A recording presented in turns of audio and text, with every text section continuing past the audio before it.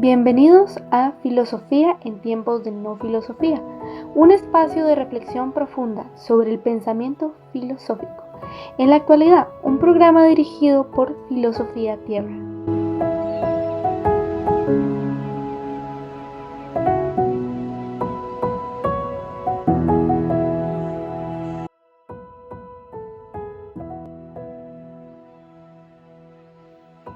Entonces ustedes me invocarán y vendrán a suplicarme y yo los escucharé.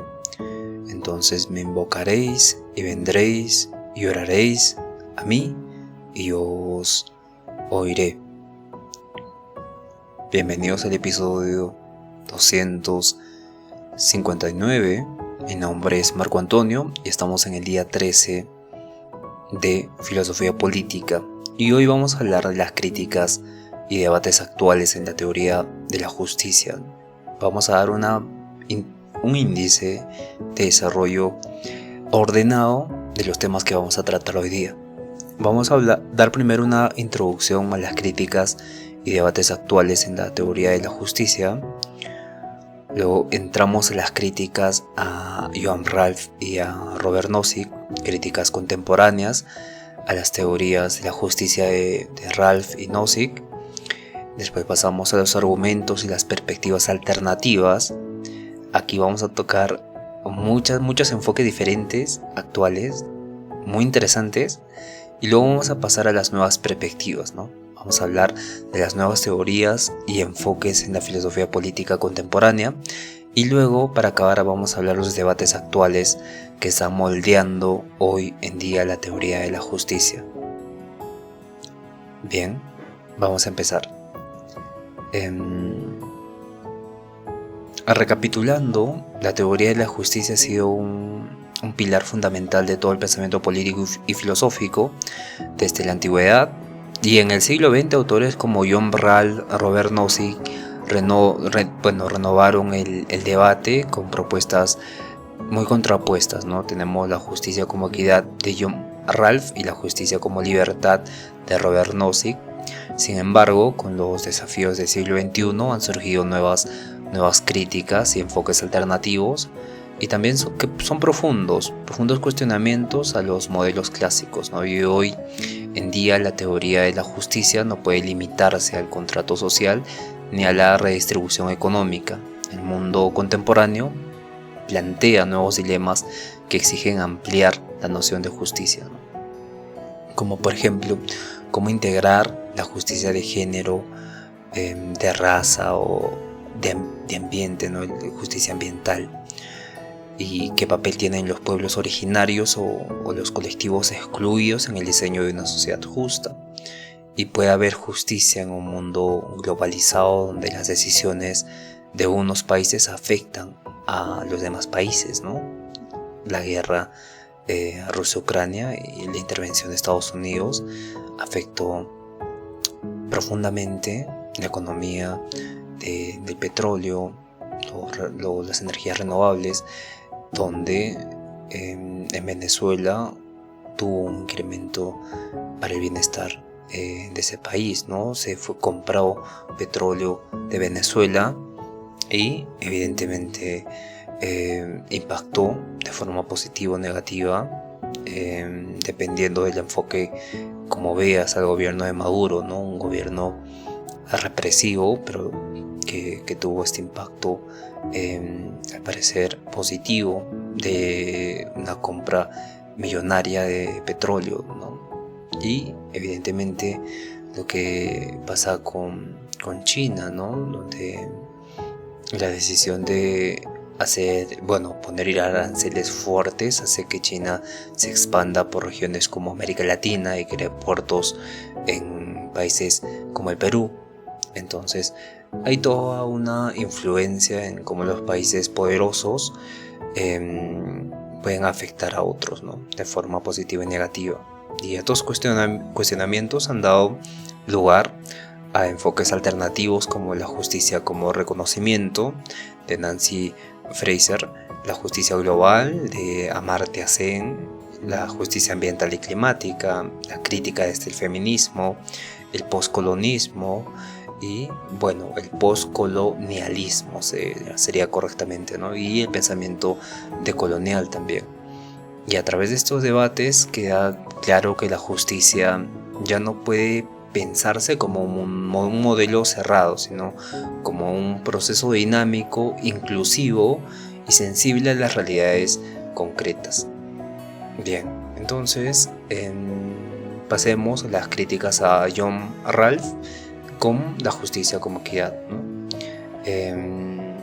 Bien, en este sentido, uno de los críticos de John Ralph son Michel Sandel y Susan Moyer, que señalan que John Ralph parte de una posición originaria que ya mencionamos antes, del periodo de ignorancia, que es muy abstracta, ¿no?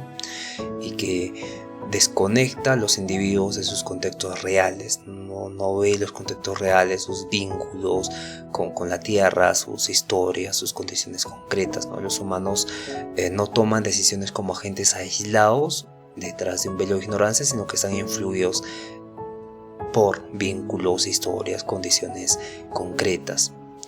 Y existe una falta de reconocimiento de las identidades, ¿no? Otra crítica que se le hace a John Ralph es de Nancy Fraser y Alex Hockney, que critican porque Ralph se centra demasiado en la redistribución económica y descuida el reconocimiento de identidades culturales, identidades de género, identidades étnicas, ¿no? Que son fundamentales para que exista una justicia real mucho más holística y que vaya más allá de lo económico.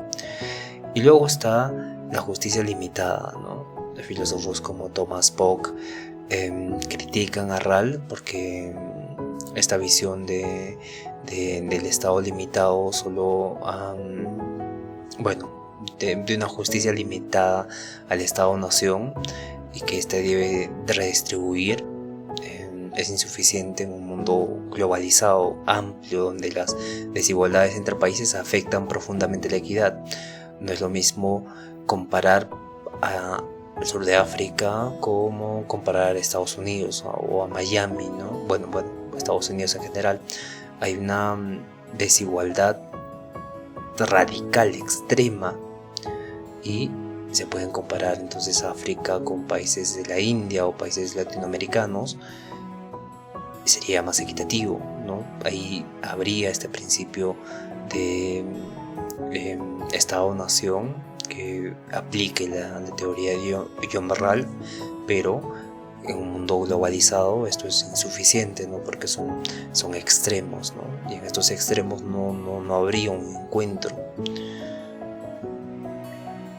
Evidentemente también hay críticas a Robert Nozick, que habla del estado mínimo y los derechos individuales, ¿no?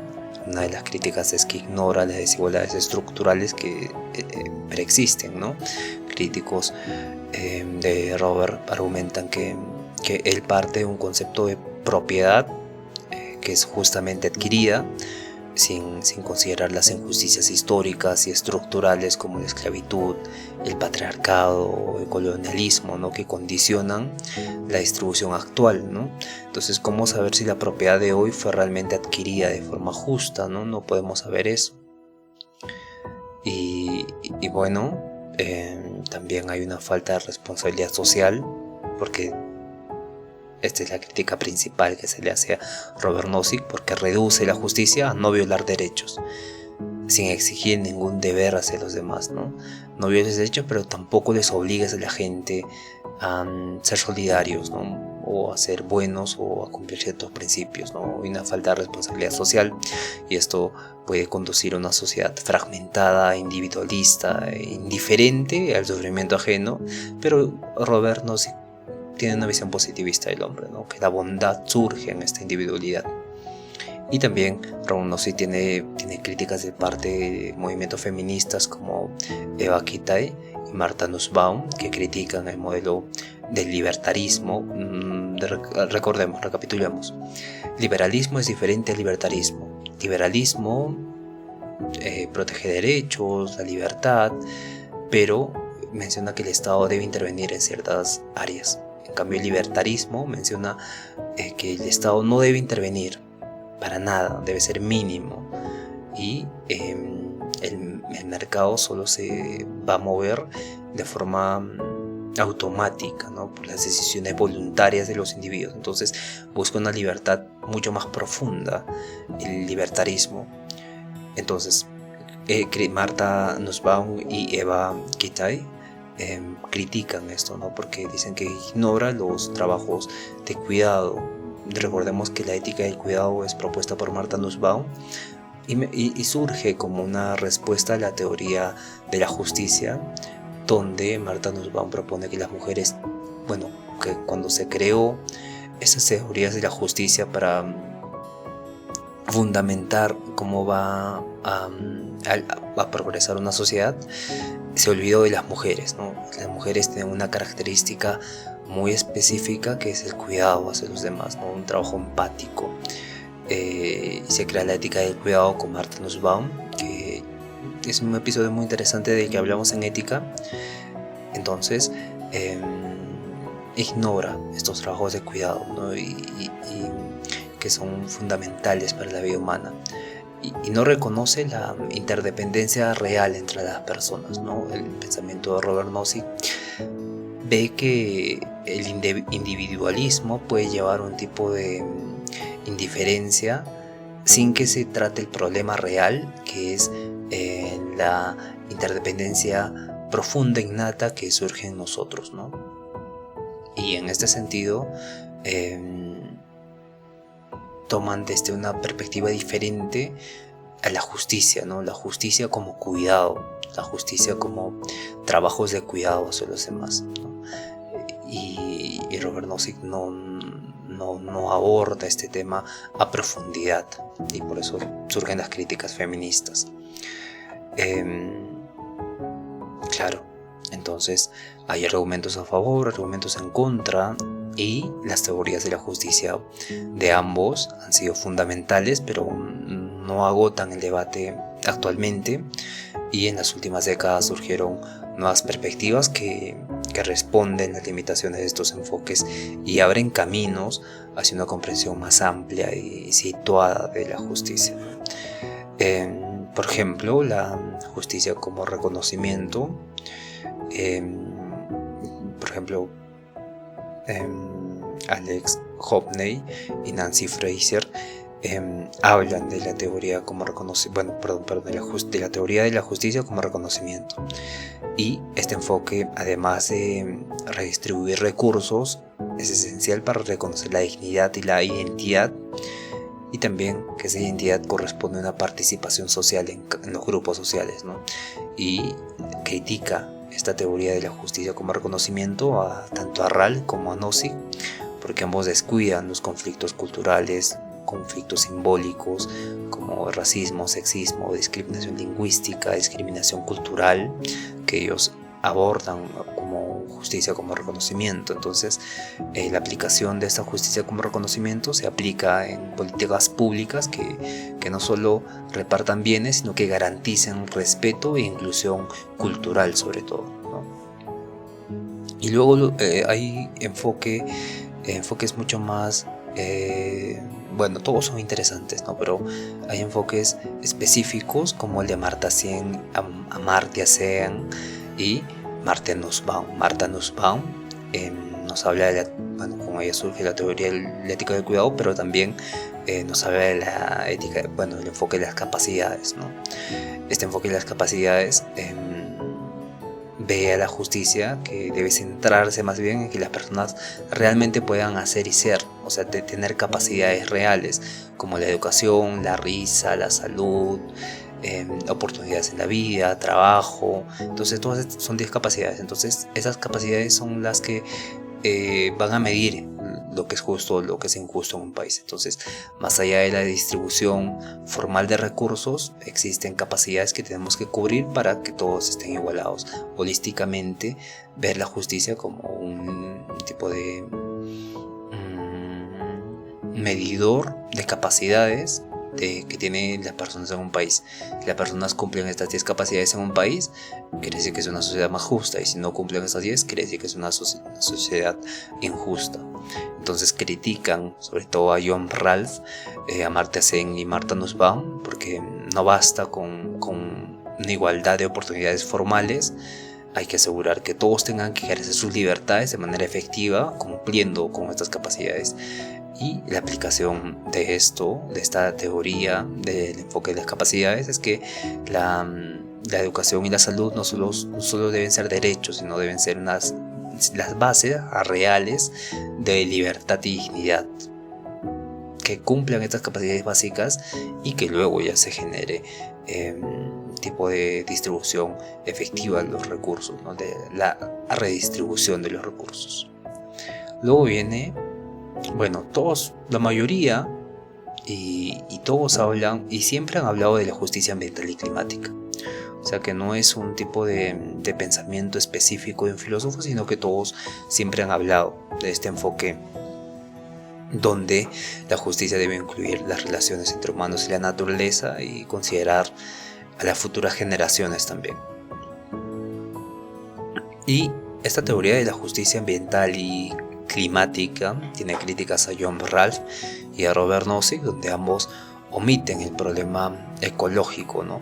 Se niega la intervención estatal para proteger el medio ambiente, ¿no? Y Ralph apenas menciona lo intergeneracional, ¿no?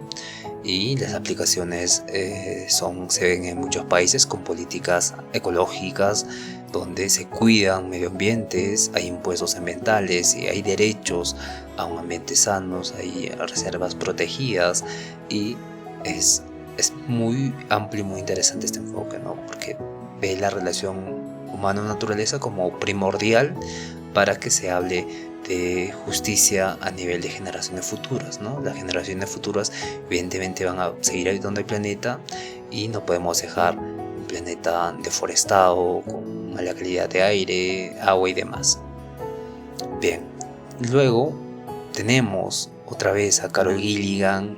Nos olvidamos de Carol Gilligan y Eva Kitaj, que Carol Gilligan sobre todo es la que inicia con la ética del cuidado, ¿no? Luego Eva Kitaj y Martha Nussbaum desarrollan un poco más la teoría del cuidado, pero Carol Gilligan es la representante de la ética del cuidado y ve la justicia no solo en términos de distribución o derechos formales, sino en el reconocimiento del cuidado, ¿no? En el reconocimiento de la vulnerabilidad y las relaciones interpersonales. Entonces critican a Robert Nozick porque ignora las tareas del cuidado que tradicionalmente eran relegadas a las mujeres, ¿no? Y que hacen posible la vida social, porque la vida social funciona desde la casa y luego se expande en las ciudades con el trabajo de los hombres. En ese sentido, se retoma una discusión profunda sobre el funcionamiento de las ciudades, pero teniendo como base las tareas del cuidado. Y las aplicaciones que podemos encontrar acá son las reformas que valoran el trabajo doméstico, el tiempo de cuidado y la justicia afectiva y emocional como bases para crear una sociedad justa. Y también tenemos enfoques interculturales y decoloniales, ¿no? Justicia de la decolonialidad y la justicia intercultural, que aquí se pueden implementar pensamientos andinos, amazónicos, y hay filósofos como Buenaventura Sousa Santos o Catherine Bach que cuestionan modelos de justicia que son eurocéntricos y proponen formas de justicia arraigadas a las tradiciones culturales, como el buen vivir, ¿no? El Sumak Kansai, la Sumak Kamaña, estas formas de vivir que son más culturales, más tradicionales, y critican a John Ralph y a Robert Nozick porque suponen un sujeto individualista y occidental y que no representan otras visiones del mundo con otra cosmovisión que existe, ¿no? Un tipo de visión más autóctona, más cultural, con un pensamiento este término es una cosmovisión, ¿no? Cosmovisiones diferentes a las occidentales, ¿no? Cosmovisiones muy ricas en conceptos, pero que no son promovidas, no son estudiadas, no son difundidas, que evidentemente nosotros vamos a hacer un esfuerzo para difundir todo este pensamiento también. Entonces, la aplicación que se puede encontrar acá es el reconocimiento jurídico de los pueblos indígenas, donde existe un pluralismo legal, una justicia comunitaria y sobre todo, lo más importante, una defensa del territorio. Y estas perspectivas alternativas no reemplazan necesariamente a John Ralph y a Robert Nozick, pero las complementan, ¿no? Las corrigen o desafían, ofreciendo una visión más compleja y diversa y situada de la justicia, ¿no? Hoy hablar de justicia implica un diálogo intercultural, una justicia social, ambiental y también de género, y que todo está englobado, ¿no? Todo está globalizado y que se tiene que hablar de una justicia mucho más holística para solucionar todos los problemas sociales que podemos encontrar en el desarrollo de las sociedades. Bien, ahora nos toca hablar de las nuevas perspectivas y acá vamos a profundizar bastante porque hay muchas otras perspectivas aparte de John Ralph y de Robert Nozick. En las últimas décadas la filosofía política ha ampliado su horizonte más allá de los modelos clásicos del liberalismo y el libertarismo y se ha desarrollado otros enfoques que abarcan diferentes dimensiones que han sido olvidadas o marginadas, como el género, raza, ecología, interculturalidad, globalización, y vamos a iniciar con el feminismo político. El feminismo político que ve la justicia desde una experiencia de cuidado, ¿no? Entonces, tenemos que entender que el feminismo político sostiene que la teoría de la justicia tradicional ha sido androcéntrica, es decir, ha sido construida desde una visión masculina, individualista y desvinculada con los otros, ¿no? Y por ello propone incluir las experiencias de las mujeres, especialmente en la relación del trabajo con el cuidado, o sea, la crianza, la relación de dependencia con los hijos, con la familia, y como parte fundamental para entender que es una sociedad justa. Entonces, Carol Gilligan desarrolla la ética del cuidado frente a la ética de la justicia, ¿no? Y sostiene que las mujeres tienden a pensar moralmente en términos de relaciones, empatía y responsabilidad, más allá de reglas abstractas, o sea, éticas deontológicas, teleológicas, que no, evidentemente, toman en cuenta la perspectiva o la experiencia femenina. Luego viene Nancy Fraser, que plantea una teoría tridimensional de la justicia, como un triángulo, pero que está conectado siempre, ¿no?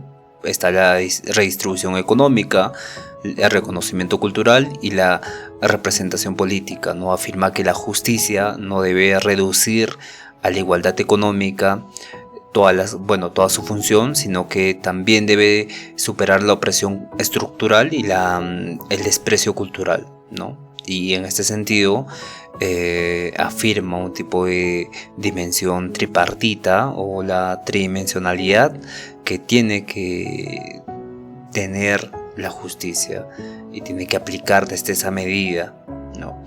Luego viene Eva Kiptay, que introduce el concepto de dependencia como rasgo estructural de la vida humana. Ella defiende una justicia relacional basada en el reconocimiento de la interdependencia entre todos los seres humanos, ¿no? Todos dependemos de otras personas.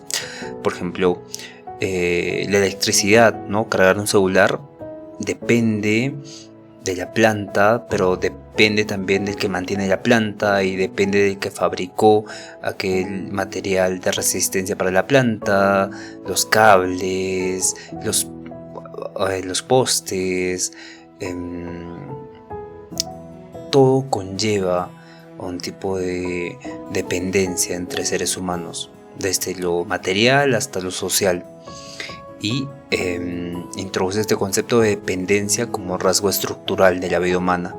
Y luego viene Joan Tronto, que desarrolla más bien una política del cuidado, proponiendo que cuidar no es una tarea privada de las mujeres, sino que es un deber ético y político que debe asumir el Estado, ¿no? Define el cuidado como una práctica democrática que debe guiar y organizar la sociedad, ¿no? Desde esta perspectiva de una política compartida de cuidado como práctica democrática.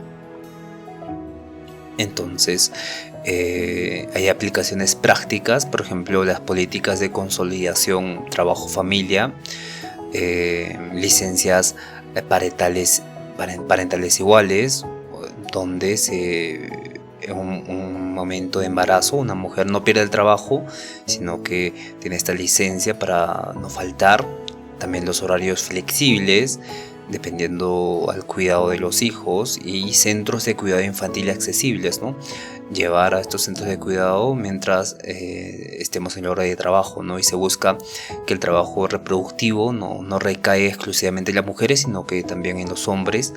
Y en este trabajo reproductivo está el cuidado, están las atenciones del bebé en general, ¿no?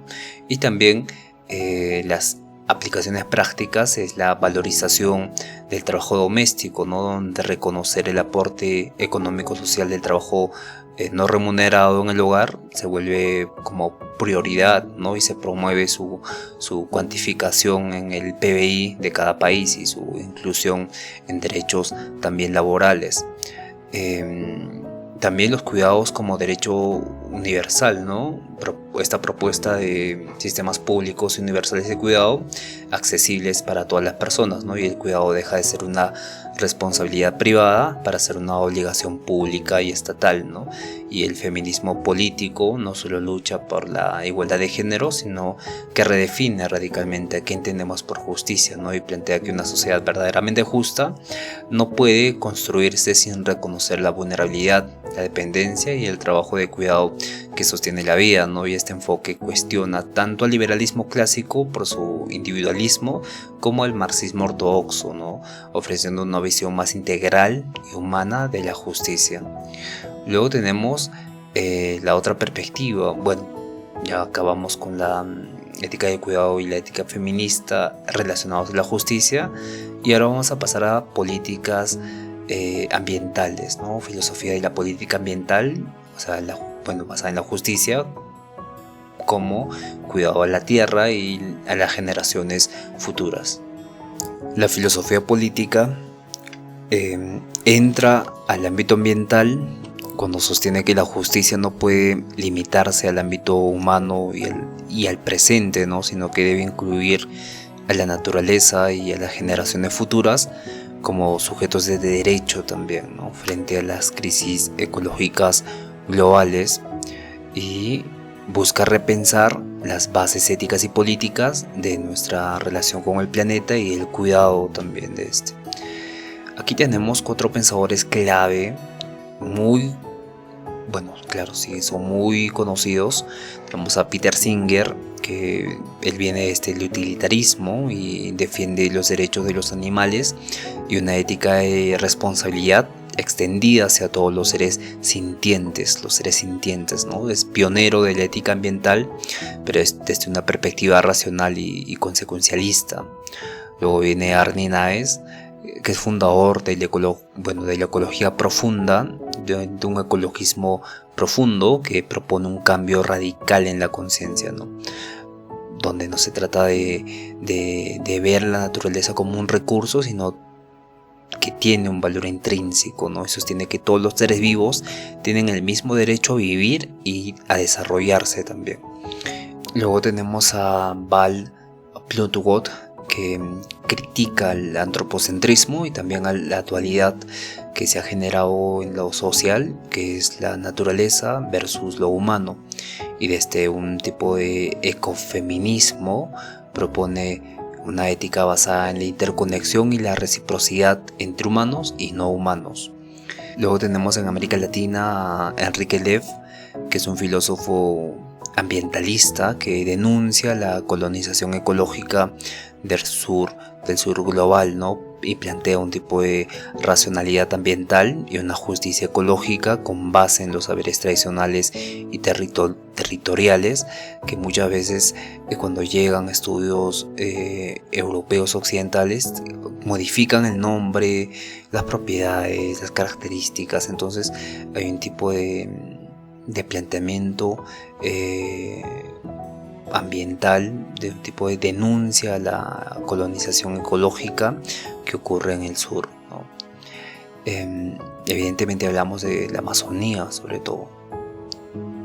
Bueno, en toda América Latina hay un tipo de ecosistemas diferentes, plantas que aún no han sido estudiadas. Es amplio el conocimiento que podamos tener sobre la naturaleza. Entonces las aplicaciones prácticas que podemos encontrar es que los derechos de la naturaleza, como el reconocimiento legal de montañas, ríos, que estos tienen que estar sujetos a derechos, ¿no? En Ecuador, por ejemplo, en Bolivia también, tienen esta ley del buen vivir, ¿no? Donde las montañas, los ríos, los ecosistemas son como sujetos de derecho, ¿no? Implica esto un cambio radical en el sistema legal y ético en la modernidad. Y también las políticas sostenibles, ¿no? Como aplicación práctica, la transición energética, proteger los ecosistemas, la economía circular de las comunidades que cuidan, que están alrededor de estos ecosistemas, proponen un tipo de integración de criterios ecológicos en todas las decisiones políticas y ambientales que se tengan. La justicia climática también, porque la responsabilidad que tienen los países que más han contaminado deben asumir los costes, ¿no? Y también tiene que haber una defensa de los derechos a las comunidades vulnerables que han sido afectadas por el cambio climático. Y también existe este activismo intergeneracional, ¿no? Movimientos como el Fridays for Future o Viernes para el Futuro exigen políticas responsables con el planeta en nombre de quienes aún no han nacido en el planeta, ¿no? Y buscar la reivindicación del derecho de las futuras generaciones a un mundo que están por habitar. Entonces la filosofía política ambiental rompe con todo este antropocentrismo clásico de las teorías de la justicia e integran aquí categorías morales como la naturaleza como sujeto, el tiempo largo de la vida del planeta, la interdependencia sistémica entre humanos y su entorno. Este enfoque complementa y desafía las ideas de Ralph y Nozick al señalar que la justicia no debe pensarse solo entre individuos actuales, sino que debe incluir a los excluidos, a los no humanos, a los que no han nacido todavía. Tenemos también a la filosofía política decolonial, que es a lo largo del desarrollo político, la visión decolonial e intercultural propone desmontar el eurocentrismo que ha dominado las teorías de la justicia y lo político, ¿no? Para recuperar la visibilidad y valorar las formas diferentes de vida, de pensamiento, de organización social que no son occidentales, ¿no? Hablamos de organizaciones indígenas, afrodescendientes, campesinas, que se trata de crear un horizonte político global, pluralizado, ¿no? Y también que sea diverso, donde no haya una sola vía legítima de modernidad y democracia y racionalidad, sino que exista múltiples formas de entrar a este ámbito de lo político, ¿no? Y tenemos autores claves como Buenaventura, bueno, no es Buenaventura, es Boaventura Sousa Santos, que es un crítico del monoculturalismo o del pensamiento moderno y propone más bien una epistemología del sur, ¿no? Que reconozca los saberes y las prácticas no occidentales y defiende el pluriverso, ¿no? Como alternativa al pensamiento único. Luego tenemos a Catherine Bach, que es una intelectual clave en el pensamiento decolonial latinoamericano y aboga por una educación intercultural crítica y por una praxis política basada en la memoria, el territorio y la ancestralidad. Luego tenemos a Silvia Rivera Cusicanqui, que es una socióloga aymara que denuncia el colonialismo interno en América Latina, ¿no? y trata de recuperar la justicia comunitaria y el pensamiento andino como forma viva de organización no estatal. Y luego tenemos también a Rodolfo Kupch, que es un filósofo argentino que explora el pensamiento indígena desde categorías propias como el estar siendo y el Américo profundo, ¿no? Que rescata el valor del habitar el mundo como una experiencia diferente al sujeto cartesiano moderno, invitándonos a una metafísica profunda con rasgos de Heidegger también, ¿no? Para pensar el mundo, habitar el mundo de forma diferente. Es muy interesante. Entonces, esta filosofía política decolonial o cultural propone romper con la tradición liberal y occidental, no para rechazar el pensamiento moderno, sino para superar su pretensión de universalidad, ¿no? Y propone una justicia plural, situada, relacional, en diálogo con la memoria colectiva, el territorio y las formas ancestrales de vida, ¿no? En tiempos de crisis civilizatoria, esta corriente nos invita a escuchar otras voces que no hayan sido escuchadas históricamente o que hayan sido silenciadas y construir una política que no imponga, sino que conviva en la diferencia. También tenemos alternativas a la justicia de John Ralph y Nozick, como las teorías de la justicia global, ¿no? Que son teorías de la justicia que plantean que la justicia no puede limitarse a las fronteras nacionales, dado que vivimos en un mundo en creciente cada vez se independiza más, ¿no? Las personas se vuelven más interdependientes de otros países que de su propio país. Entonces, frente a esta pobreza, desigualdad extrema, crisis global, cambio climático, migraciones masivas, la justicia debe pensarse en clave transnacional, reconociendo que las responsabilidades estructurales y derechos van más allá de solo un Estado-nación, ¿no? Tenemos autores como Thomas Polk, que denuncia que el orden económico mundial produce la pobreza global y propone una ética cosmopolita, dado que si las instituciones globales contribuyen a la pobreza global, se tiene que implementar una obligación moral de reformar estas estructuras o estas instituciones globales, y propone medidas como dividendos sobre los recursos naturales, o sea que si se saca recursos de un país, se tiene que redistribuir a las personas de ese país, ¿no? Pagando impuestos más elevados o simplemente a las comunidades retribuyéndoles directamente sin intervención estatal.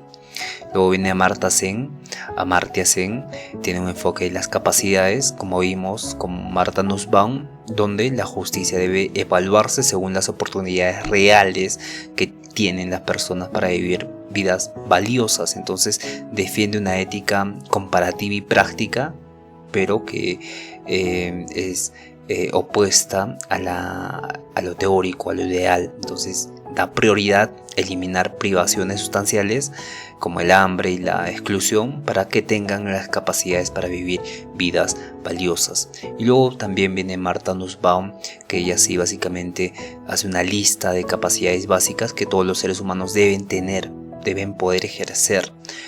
Pueden revisar los episodios de Martha Nussbaum, son 10 capacidades súper importantes, súper claras, muy interesante, que básicamente está en ética y introduce una dimensión más universalista, ¿no? Más normativa, de forma exigente, y propone una justicia global centrada en la dignidad humana de las personas. Luego viene Iris Marion Jomt, que critica el modelo distributivo tradicional, porque ella enfatiza una responsabilidad estructural colectiva donde los participantes o los ciudadanos participan voluntaria e involuntariamente también en sistemas que producen injusticias, ¿no? Hay una responsabilidad estructural colectiva que no vemos, pero de la que todos estamos participando, y propone una justicia global basada en la eliminación de las estructuras opresivas, más que solo en la redistribución, sino a manera general, ¿no?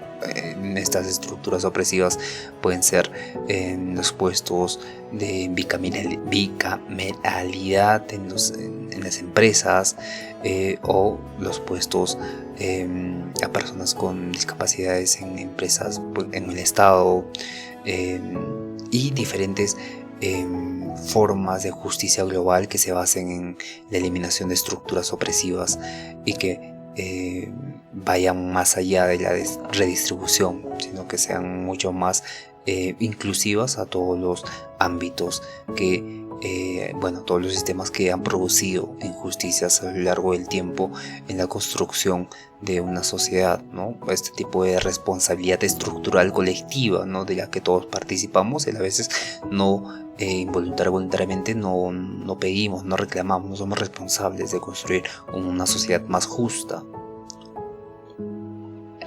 Evidentemente, estas teorías de la justicia global han desafiado el nacionalismo ético y han recordado que las desigualdades globales no son naturales ni inevitables, sino el resultado de decisiones políticas e institucionales, instituciones internacionales, ¿no? En lugar de caridad o ayuda humanitaria, estas teorías reclaman más bien una transformación estructural basado en la responsabilidad moral y una ciudadanía cosmopolita donde todos estemos unidos y no divididos por fronteras, básicamente. Tenemos también el neorepublicanismo, que es una propuesta que redefine qué cosa es la libertad, ¿no? Y no la ve como una mera ausencia de interferencias por medio del Estado, sino como una ausencia de dominación. Una persona es libre no solo cuando nadie interfiere con ella, sino que cuando nadie tiene el poder arbitrario de inferir en su vida, ¿no? Esta tradición busca combinar la libertad con instituciones robustas y la participación ciudadana constante para evitar que cualquier forma de subordinación, sea política o social. Tenemos dos autores principales. Tenemos a Philip Pettit, que es el principal teórico del concepto de libertad como no dominación. Él, siendo un político irlandés, propone la libertad como no dominación, que es a diferencia del concepto liberal de libertad como no interferencia. Pettit propone una visión republicana de libertad, donde lo esencial es no estar sujeto al poder arbitrario de otro, ¿no? Incluso si ese poder no se ejerce activamente. Ejemplo, una persona esclavizada, pero con un amo benevolente, aún vive bajo dominación. Entonces, aunque no sufra interferencia constante, sigue siendo un esclavo. Entonces, la dominación no es solo un acto concreto de interferir, sino que es una capacidad potencial y no controlada de hacerlo, ¿no? La dominación puede estar presente incluso en relaciones aparentemente pacíficas si una de las partes tiene un poder unilateral, ¿no? Para evitar este tipo de dominación, Pettit propone que las instituciones sean diseñadas de forma tal que cualquier decisión pueda ser cuestionada por los ciudadanos, y esta contestabilidad del poder es clave para crear una sociedad más justa, una sociedad en este caso republicana, hablando de la teoría de justicia neorepublicana. Evidentemente apoya una democracia donde las leyes y políticas se formen mediante una deliberación pública entre iguales y no simplemente mediante la agregación de preferencias o elecciones de las élites.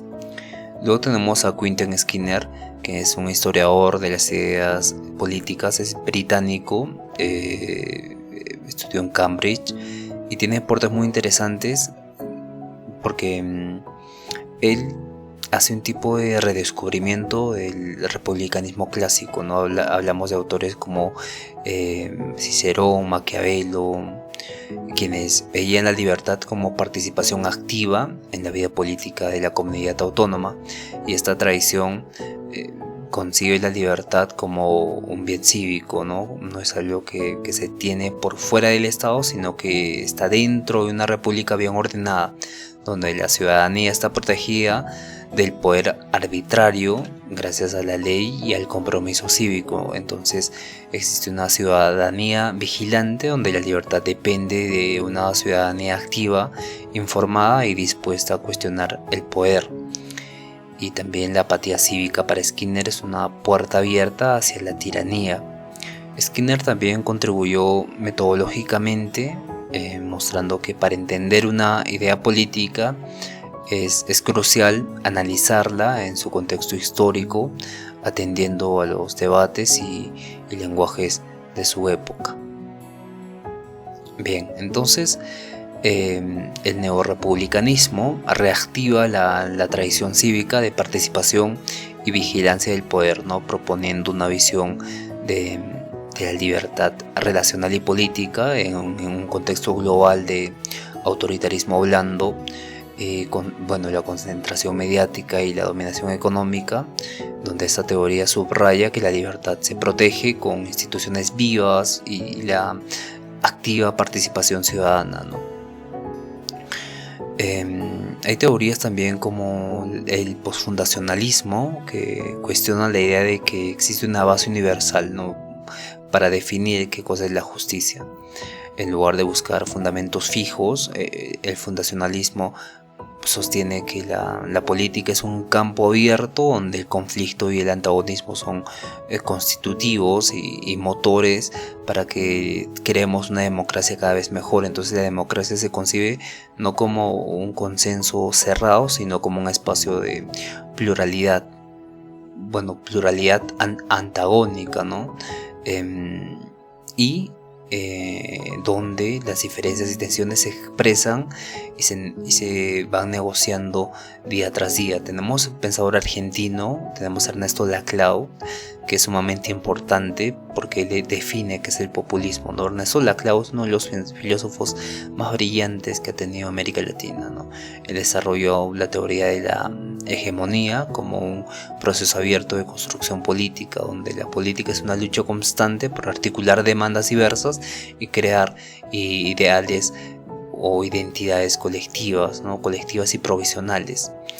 Ese es muy amplio el pensamiento de Ernesto Laclau, pero sumamente importante. Bien, vamos a profundizar un poco sobre Laclau porque entender su libro ha costado un poco y es bueno que simplifiquemos, ¿no? Él es un principal representante del posmarxismo y también el pensamiento postfundacionalista, y Laclau redefine el concepto de hegemonía como una forma en que una unidad política logra articular y unificar demandas sociales diversas, ¿no?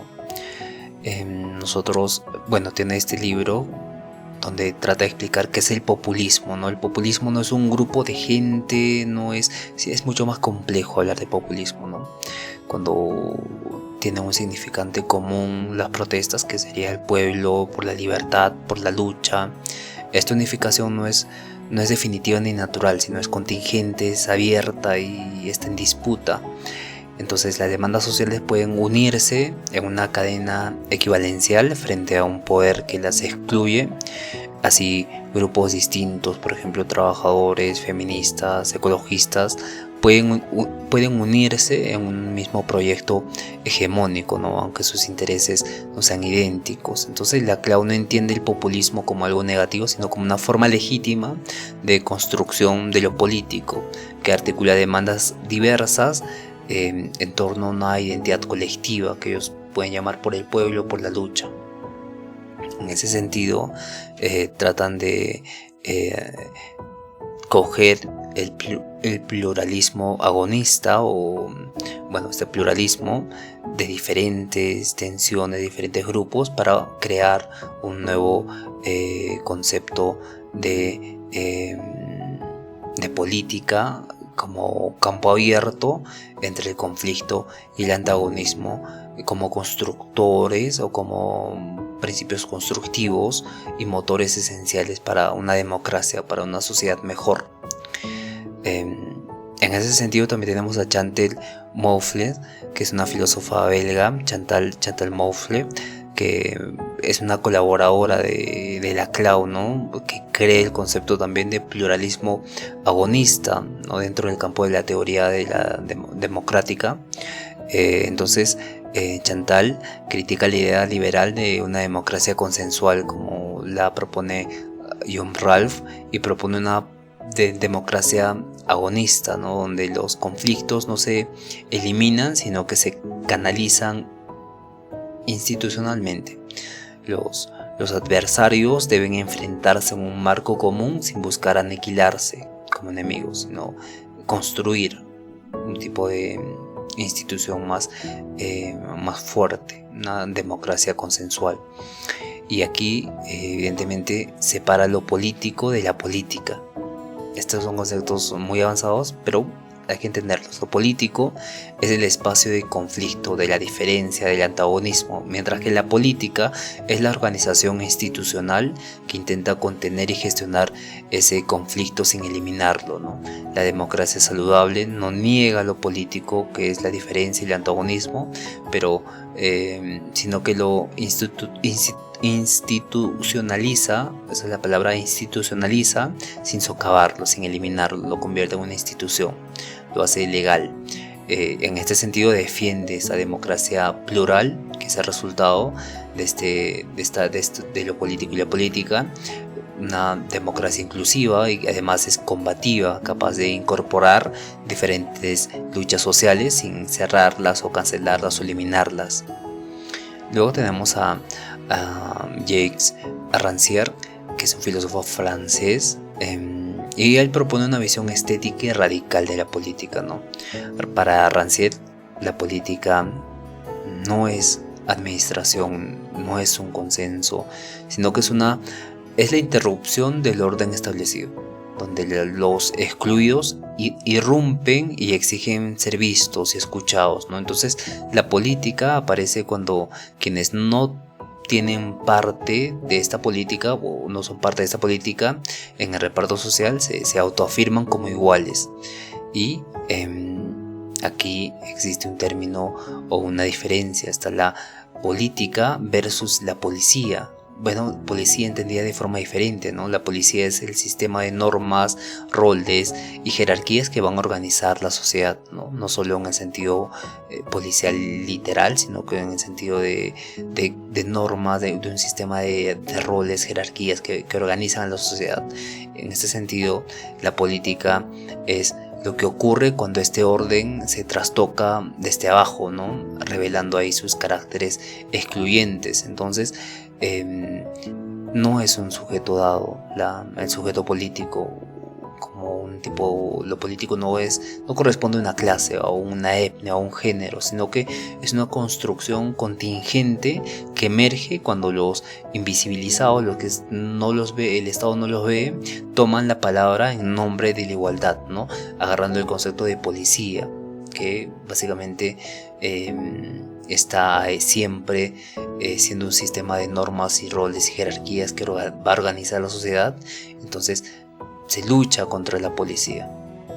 Estos invisibilizados o las personas que no son vistas por la política crean una nueva construcción contingente que tengan una voz para crear también la política, ¿no?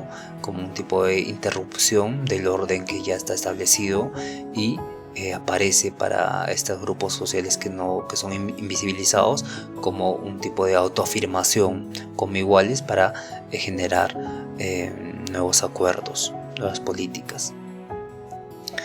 Bien, entonces este posfundacionalismo es muy importante porque nos habla de una democracia radical, ¿no? Que invita a repensar la política como un campo siempre abierto, marcado por tensiones, conflictos, muchas veces legítimos, y lejos de ver el antagonismo como un problema a eliminar, lo considera una esencia vital para una democracia que sea plural, que sea dinámica, ¿no? Y en tiempos de exclusión, polarización, en países latinoamericanos y entre otros países, esta perspectiva nos ofrece un marco para reconocer la diversidad y la contestación como fuentes vitales para el progreso de la política, para el desarrollo político.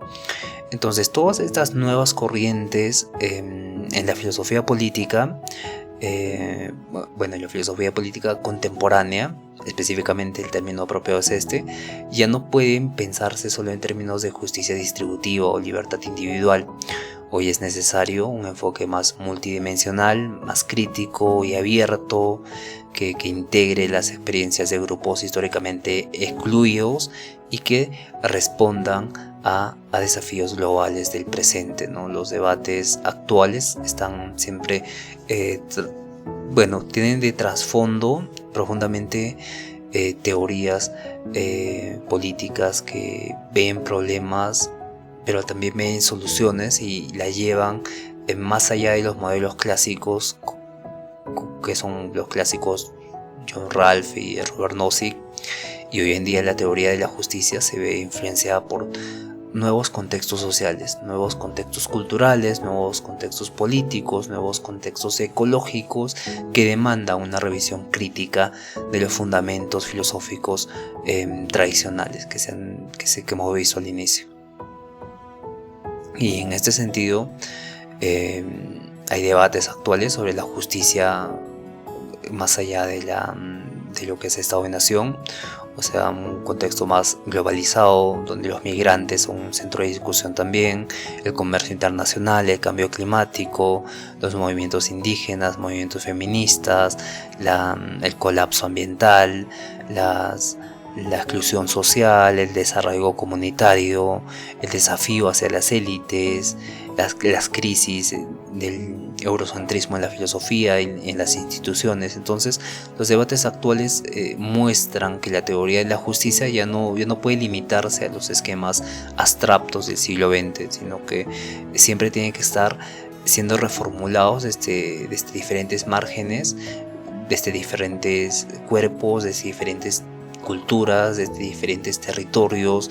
Siempre tiene que estar reformulándose y tienen que incorporar también dimensiones ecológicas, comunitarias, afectivas, globales.